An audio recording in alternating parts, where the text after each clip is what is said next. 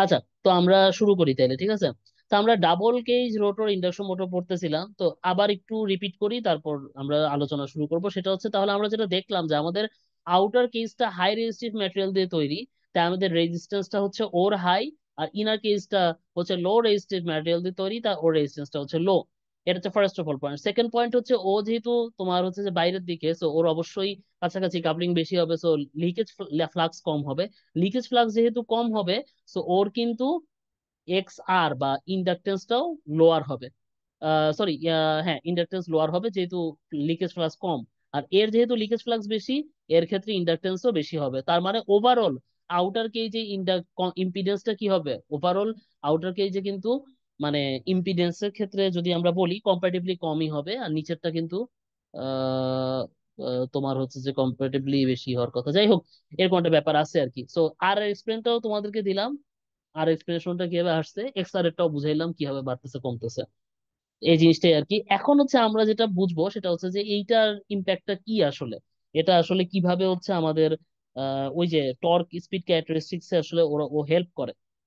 সেটা যদি আমরা একটু বুঝতে চাই, দেখো, তাহলে ইনিশিয়াল কেসে আমাদের যখন স্টার্টিং ক্ষেত্রে আসলে আমাদের কি হবে, সেই ক্ষেত্রে যদি আমরা একটু দেখি, সেইটা হচ্ছে দেখো যে আমরা নর্মালি হচ্ছে যে এটার যে ইন্ডাকটেন্স সেটাকে আমরা এল দিয়ে রিপ্রেজেন্ট করি, তাই না? সো এটাকে যদি রিঅ্যাকটেন্সে কনভার্ট করতে চাই, তাহলে 2 পাই এল, এই সূত্রটা আমরা মনে হয় সবাই জানি মোরলেস, ঠিক আছে। এক্স আর বা এক্স এল যেটাই বলা গেল, সেটাকে আমরা 2 পাই এল দিয়ে রিপ্রেজেন্ট করতে পারি, যেহেতু এখানে কম, সো এই ভ্যালুটা কম্পারেটিভলি তোমার হচ্ছে লিকেজ রিঅ্যাকটেন্সটা তোমার হচ্ছে সেই ক্ষেত্রে কি হবে, ইনার কেজের ক্ষেত্রে তোমার কি হবে, তোমার লার্জার হবে আউটার কেজের চেয়ে, ঠিক আছে। আউটার কেজে এই জিনিসটা লোয়ার হবে বিকজ ওর লিকেজ ফ্লাক্সটা কম। সো ইনার কেজের ক্ষেত্রে তোমার এটা কম্পারেটিভলি বেশি। সো এখন কথা হচ্ছে, স্টার্টিং কারেন্টে আমরা মেইনলি আমাদের কি দরকার বলো তো? স্টার্টিং ক্ষেত্রে কিন্তু আমরা চাচ্ছি যে আমাদের রেজিস্ট্যান্স বা ইম্পিডেন্সটা হাই হোক, এটা চাচ্ছি। তার মানে স্টার্টিং কেসে আমাদের এমন একটা মেকানিজম করতে হবে যে এই পার্টটা যেন অ্যাটাচ না থাকে। ইনার কেস দিয়ে আমরা কারেন্ট ফ্লো করাতে চাবো। আমার কথা কি বুঝতে পারছো? তাহলে আমাদের কি হবে, আউটার কেস দিয়ে আমরা ফ্লো করাতে চাবো নাকি ইনার কেস দিয়ে আমরা ফ্লো করাতে চাবো স্টার্টিং কন্ডিশনে? বলো তো দেখি, আউটার কেস দিয়ে ফ্লো করাতে চাবো নাকি ইনার কেস দিয়ে ফ্লো করাতে চাবো? ইনার কেজে দেখো, ইনার কেজে কিন্তু আউটার তোমার কি, কেস। হ্যাঁ, আউটার কেস দিয়ে। আউটার কেস দিয়ে কেন? তাহলে এটা একটু ক্ষেত্রে স্যার ওই কাপলিংটা বেশি থাকবে এবং রিঅ্যাকটেন্সের মান কম থাকবে, বেশি থাকবে। কাপলিং তোমার বেশি হলে তো রিয়েক্টেন্সের ভ্যালু কম হবে, তাই না? জি স্যার, রিয়েক্টেন্সের হ্যাঁ ভ্যালু হ্যাঁ। যদি কম হয়, তাহলে মানে আমাদের স্টার্টিং কন্ডিশনে কি দরকার? স্টার্টিং কন্ডিশনে কিন্তু আমাদের ইনিশিয়াল রেজিস্ট্যান্সটা, টর্ক বেশি। রেজিস্ট্যান্স বেশি দরকার। হ্যাঁ, ইম্পিডেন্স বেশি দরকার, তাই না? তাহলে আমরা মানে কি করব, স্টার্টিং কারেন্টটা আমরা কোন কেস দিয়ে ফ্লো করানোর চেষ্টা করব, আউটার কেস দিয়ে নাকি ইনার কেস দিয়ে? একটু ভাবনা চিন্তা করে বলো।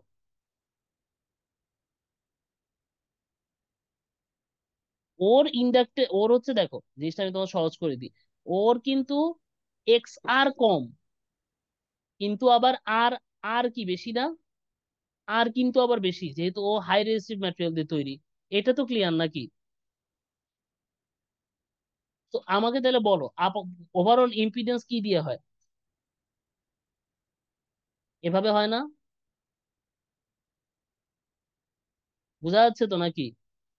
ওভারঅল ইম্পিডেন্স কি দুটার কম্বাইন্ড ইয়েতেই তো হয় নাকি?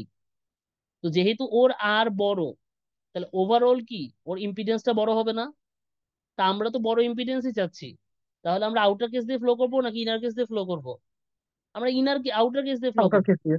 হ্যাঁ, ব্যাখ্যাটা বলতে পারতেছো না, তুমি অ্যান্সার পাইছো কিন্তু ব্যাখ্যাটা বলতে পারছো না। ব্যাখ্যাটা কিন্তু লাগবে পরীক্ষায়, মানে এখান থেকে তো আর ওরকম ম্যাথ নাই। তোমাদের ম্যাথ আমি এখানে অ্যাড করি নাই আর কি, এইটা পার্টটা থেকে ওরকম ম্যাথ দরকার হয় না। বাট থিওরিটা কিন্তু তোমাদের বোঝা লাগবে। তার মানে ইনিশিয়াল কেসে আমরা কি করবো, আউটার কেস দিয়ে ফ্লো করাবো, ইনার কেসটা সেক্ষেত্রে আমাদের ডিসকানেক্ট থাকবে। বাট নর্মাল অপারেটিং কন্ডিশনে আমরা কি করব, নর্মাল অপারেটিং কন্ডিশনে আমরা ইনার কেস দিয়ে ফ্লো করাবো। এইটাই সিম্পল, আর কিচ্ছু না। বুঝা গেছে? হ্যালো? জি স্যার, বোঝা গেছে। জি স্যার। আচ্ছা আচ্ছা, বাকি ব্যাখ্যা ট্যাখ্যা বই তুই বইয়ে পাবা, খাতায় পাবা, ওগুলো ওভাবে একটু পড়ে নিও, আমি মেইন জিনিসটা বুঝাই দিলাম। আচ্ছা, এই তো গেল তোমার এসব কথাবার্তা, ঠিক আছে? আর এখান থেকে বোঝানো তেমন কিছু নাই। আচ্ছা, তারপর আমরা পরের স্লাইডে একটু যাই। পরের স্লাইডে যাওয়ার আগে একটু বলি, সেটা হচ্ছে আমরা এখন পর্যন্ত কিন্তু মানে বেশ কিছু জিনিস পড়ছি, ওগুলা একটা সামারি তোমাদেরকে দিই। সামারিটা হচ্ছে, যখন আমার স্টার্টিং টর্কটা হাই দরকার হবে, তাহলে তখন আমি কি কি ইউজ করতে পারি? একটা ইউজ করতে পারি ডিপ বার, তাই না? একটা ইউজ করতে পারি ডিপ বার। আরেকটা করতে পারি কি, ডাবল কেস। আরেকটা কি ব্যবহার করতে পারি, স্লিপ রিং ইন্ডাকশন মোটর বা ওন রোটর। বুঝা গেছে? তিনটা অপশন কিন্তু আমাদের হাতে আছে। বাট স্লিপ রিংটা আমরা তখন ইউজ করব যখন আসলে কি, খুব বড় সাইজ, লার্জ সাইজের মোটর হবে। আমার কথা কি বুঝতে পারছো? যখন খুবই লার্জ সাইজের মোটর হবে, যেখানে আমাদের কস্ট বেশি হলেও প্রবলেম নাই, ওই কেসে আমরা স্লিপ রিং ব্যবহার করব। বুঝা গেছে? এবং লং টাইম ধরে দরকার হবে, স্টার্টিং টর্কটা বেশি দরকার হবে এবং লং টাইম পিরিয়ডের জন্য দরকার হবে, তখন আমাদের এই স্লিপ রিং মেকানিজমে আমরা যাব স্টার্টিং টর্ক হাই করার জন্য। বুঝতে পারছো আমার কথা? বাট নর্মাল যেগুলা তোর লো কস্টিং কেসে আমরা ইউজ করতে চাবো শর্ট পিরিয়ডের জন্য, তখন আমরা ডিপ বার বা ডাবল কেজ রোটর মেকানিজমের ইন্ডাকশন মোটর ব্যবহার করব। কথা বোঝা গেছে? এই জিনিসটা আমি স্যার, এই প্রায়- স্লিপ রিং এর হচ্ছে, স্যার এই স্লিপ রিং এর অতিরিক্ত সুবিধাগুলো কি, যে আমি কেন ইউজ করব এটা হ্যাঁ, স্লিপিং এর একটা সুবিধা বড় হচ্ছে, আকারে? দুইটা জিনিস জাস্ট মনে রাখলেই হবে। স্লিপিং এর একটা সুবিধা হচ্ছে লং টাইম পিরিয়ডের জন্য তুমি হাই স্টার্টিং টর্কটা পাবা। আমরা যে ডিপ বার বা ডাবল কেজ বলছি, এগুলাতে তুমি লং টাইমের জন্য পাবা না। অনেক লং টাইম পিরিয়ডের জন্য যদি দরকার হয়, তাহলে তোমরা পাবা না। কথা বুঝতে পারছো? আরেকটা সুবিধা বলবো না, মানে হচ্ছে যে ও যেহেতু খুব মানে কাজকর্মের দিক থেকে স্লিপিং আসলে অনেক এফিসিয়েন্ট, দ্যাটস ওয়াই যেগুলো লার্জ মোটর ইন্ডাস্ট্রিয়াল কেসে কেসে ব্যবহার করা হয়, বড় বড় ইন্ডাকশন মোটর, ওগুলাতে আসলে ডিপ বার বা ডাবল কেস দিয়ে তুমি ভালো ভালো মানের হাই স্টার্টিং টর্ক আনতে পারবা না, যেটা স্লিপ রিং দিয়ে পারবা। এখন ইন্ডাস্ট্রিয়াল কেসের ক্ষেত্রে তোমার তো আসলে কস্টলি মেকানিজম হইলে লস নাই, কারণ ওরা তো বাল্কে বাল্কে প্রোডাকশন করে। মানে জিনিসটা আমি তোমাকে খুব সিম্পলি বলি, ধরো এখন আমি করলাম কি, আমি হচ্ছে ধরো, এই ধরো কি করতেছি, ওই যে অনলাইন বিজনেস করে না লোকজন, এই ধরো চকবাজার থেকে বা পাইকারি দরে কিছু জিনিস কিনে ও আবার বেচে দেয়। এখন তুমি যে খেয়াল করে দেখো, ধরো আমি হচ্ছে যদি একটা কোনো একটা প্রোডাক্ট আমি যদি 10টা বেচি, 10টা বেচার জন্য কি আমি এত কষ্ট করব? আমার লাভ খুব বেশি হবে না। কিন্তু ধরো আমি এখন অনলাইনে বিজনেস করতেছি, আমার প্রচুর কাস্টমার, লোকজন আমার কাছ থেকে প্রচুর জিনিস কিনে, আমি বাল্কে বাল্কে জিনিস বেচতেছি, তাহলে কিন্তু আমি যদি প্রতিটা প্রোডাক্টে আমি যদি ধরো 5 টাকা করেও লাভ করি, আমার কিন্তু অনেক লাভ হবে। ধরো আমি দিনে 5,000 10,000 সেল দিই, তাহলে আমার অনেক লাভ উঠবে। তাহলে কিন্তু আমি কাজটা করবো। এখন আমি দিনে সেলই হয় 10টা, তাহলে কিন্তু আমি এই কাজ করব না, আমার প্রতিটা প্রোডাক্টের লাভ অনেক কম। বেশি সেল করতে না পারলে আমি এই কাজ করবো না। সিমিলারলি ইন্ডাস্ট্রিয়াল কেসে তো তোমার, ওরা একটা বড় টাকা ইনভেস্টমেন্ট নিয়ে নামে, ওদের বাল্কে বাল্কে প্রোডাকশন করে, সো ওদের একটু কস্টলি মেকানিজম, স্লিপিং তো একটু costly mechanism for higher torque. So তাহলে সেটাতে তোমাদের লার্জ মোটর ওরা ব্যবহার করে, সো সেই ক্ষেত্রে এই মেকানিজম ব্যবহার করলে আমাদের কোনো লস নাই, আমরা ভালো রেজাল্টও পাবো, লং টাইম পিরিয়ডের জন্য পাবো, লার্জ মোটর ইউজ করতে পারবো। সো আমরা স্লিপিং এর দিকে আগাবো।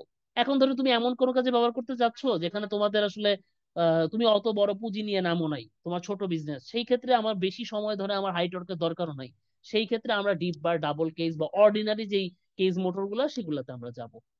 আমি কি বুঝাইতে পারছি? এখানে আসলে কিছু ফাইন্যান্সিয়াল ব্যাপার স্যাপারও আছে। কোশ্চেন পাইছো? অ্যান্সার পাইছো? জি স্যার। আচ্ছা, জি। আশা করি সব অ্যান্সার পাইছো। আচ্ছা, তো কারো আর কারো কোনো কোশ্চেন আছে? কারণ পড়া আজকে প্রায় শেষের দিকে চলে আসছে। বাকি যেগুলো পড়াবো এগুলা মানে জাস্ট এমনি পড়ানোর জন্য পড়ানো, এগুলা থেকে পরীক্ষা হবে, কোশ্চেন আসার কথা না আর কি। তবে জানার জন্য অনেক ইম্পর্টেন্ট, সেটাই আমি বলবো আর কি। ঠিক আছে? আচ্ছা, তো আশা করি সবাই বুঝতে পারছে আর কি। এখন আমরা যেটা বুঝার চেষ্টা করব সেটা হচ্ছে এইটা। আচ্ছা, এটার কথা একটু বলি, এটা আমি লাস্ট ক্লাসে হচ্ছে যারা ছিল ওদের একটু মাথায় ঢুকবে জিনিসটা ভালো। কি ভাই, হ্যাং করছে নাকি আমার স্লাইড?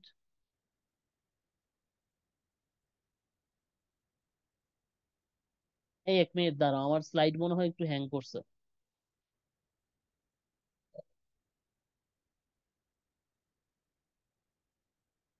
দাঁড়াও 1 মিনিট, স্লাইডটা একটু ঠিক করে নি।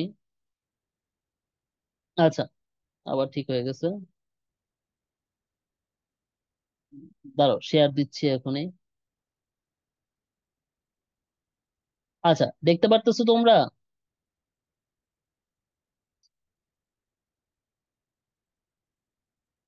হ্যালো? জি স্যার, দেখতে পারতেছি স্যার।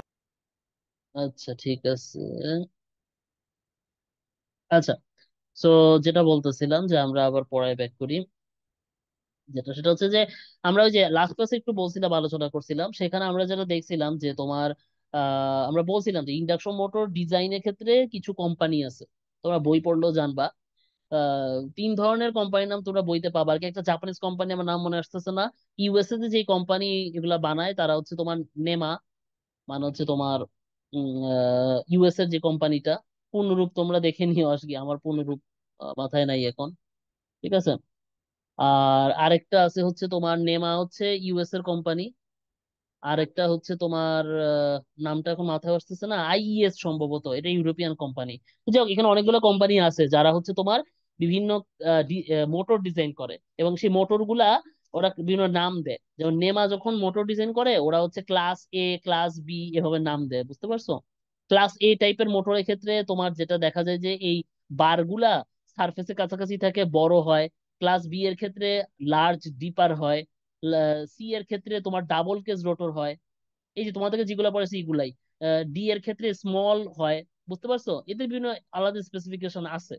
তো সাধারণত এ, বি, সি, ডি, ই, এফ, 6টা ক্লাসের নাম আমি পাইছি আর কি, নেমা ডিজাইন করে।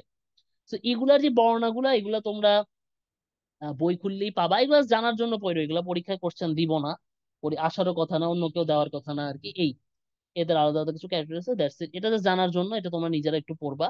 এটা হচ্ছে এফ, যেমন এটা হচ্ছে এফ ক্লাসের। ঠিক আছে, এফ ক্লাসের ক্ষেত্রে দেখা গেছে যে এটা কনস্ট্রাকশনটা এমন হয় যে রোটর বার গুলা ডিপলি ডিপলি ভিতরের দিকে থাকে আর কি।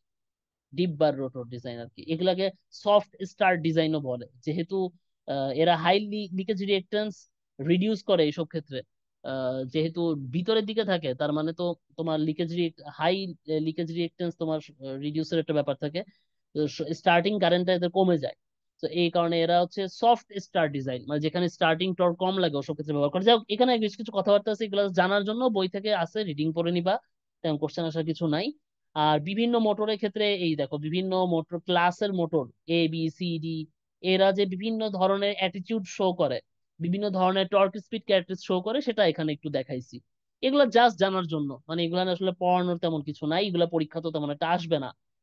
Last but not the least, যেটা হচ্ছে তোমাদের এই মোটর টেমপ্লেট। এটা নিয়ে আমি লাস্ট ক্লাসে কথা বলছিলাম যে মোটর টেমপ্লেট জিনিসটা আসলে কি। মোটর টেমপ্লেট জিনিসটা হচ্ছে একটা মোটরের গায়ে একটা নেম প্লেট থাকে।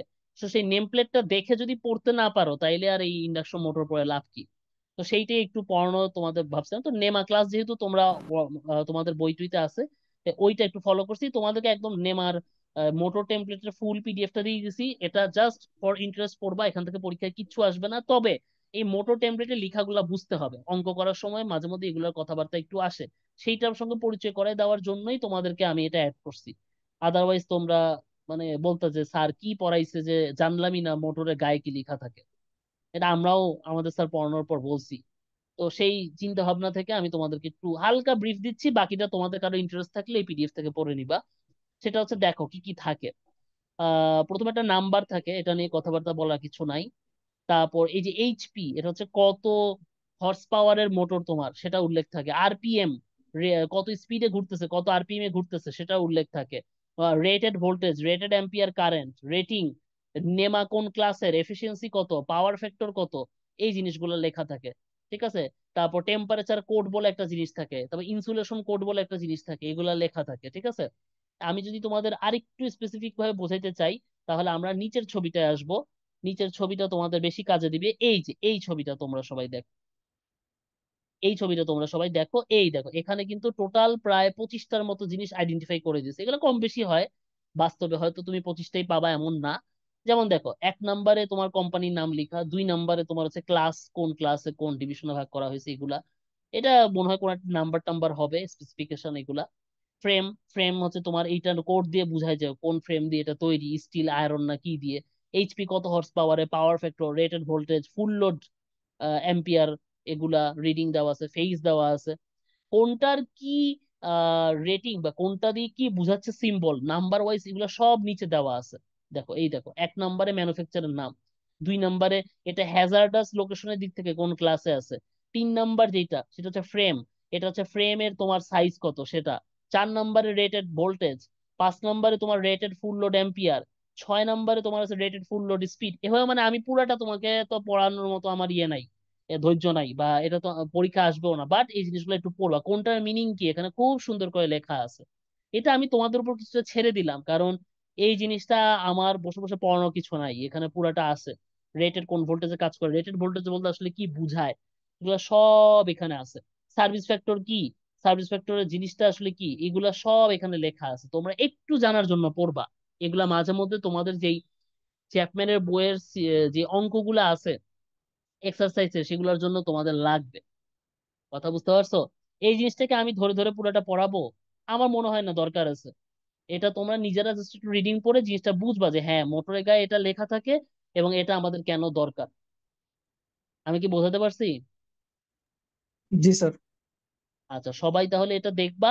আমি ক্লাসটা এখানেই শেষ করে দিতে চাচ্ছি আর কি, এখানে আর কিছু পড়ানোর নাই, আমি আর কিছু রাখিও নাই। তারপরও কারো কোনো কোশ্চেন থাকলে বলো। কারো কোনো কোশ্চেন আছে? হ্যালো? আচ্ছা, কারো কোনো কোশ্চেন নাই, সালাম দিয়ে এক একজন ভেগে যেতে চাচ্ছে। আচ্ছা, তাহলে ক্লাস আমি শেষই করে দিচ্ছি।